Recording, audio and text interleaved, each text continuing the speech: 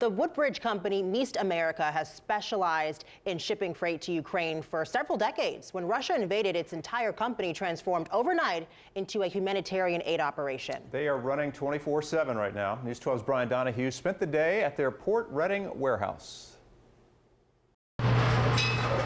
It's almost like a time capsule over here. Exactly. Like this is before the war and this is after the war. The scene inside the Woodbridge warehouse of the freight delivery company Meast Incorporated is like a strange split-screen reality. On one side are the rows and rows of packages bound for Ukraine and Eastern Europe before the war in Ukraine started.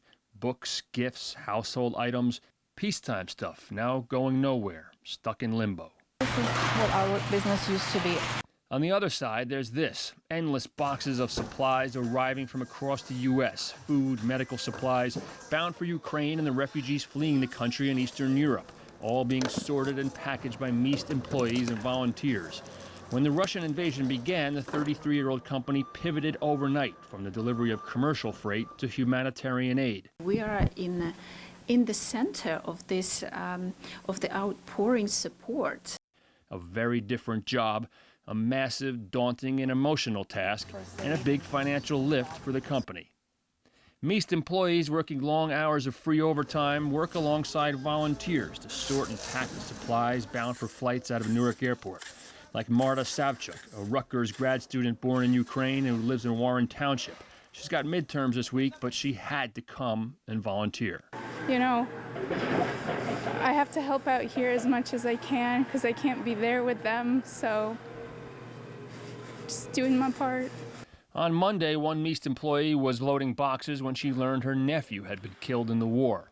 My interviews and conversations are halted as emotion wells up in their voices, like when Mira Downey shows me a separated pile of letters and children's drawings they find among the supplies.